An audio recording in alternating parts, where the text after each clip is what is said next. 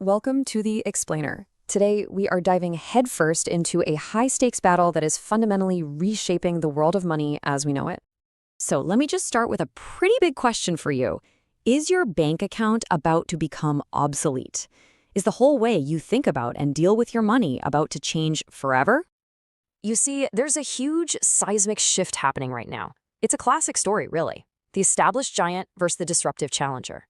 On one side, we have the system we all know and use, traditional finance. And on the other, there's this radical new contender called Web3. Okay, so let's get right into it. First, let's meet the reigning champion, traditional finance, or as everyone in this space calls it, TradFi for short. Now, this is the world of centralized institutions we interact with pretty much every day. We're talking about your bank, credit unions, the stock exchanges. They set the rules, they manage the flow of money, and they act as the trusted intermediaries for everything.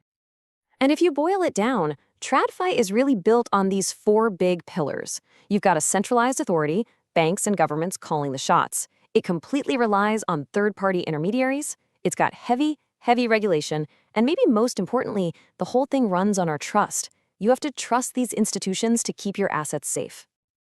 And look, this system has some undeniable strengths, right? All that regulation, it gives us a real sense of security and stability. It's the framework that has allowed economies around the world to grow for decades.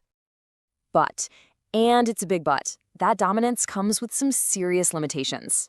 I mean, transactions can be painfully slow and really expensive.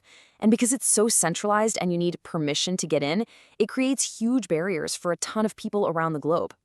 And just how big is that access problem? Well, take a look at this number. Globally, we are talking about 1.4 billion adults who are completely unbanked. They are effectively locked out of the entire system. It's a staggering figure. So you see, all these limitations, they basically left the door wide open for a challenger. And that's where the world of Web3 and its powerful financial engine, Decentralized Finance, comes into the picture. The easiest way to think about Web3 is as a whole new vision for the internet, one that's way more open and a lot less dependent on big tech companies and other middlemen. At its heart, it's really all about taking the power back.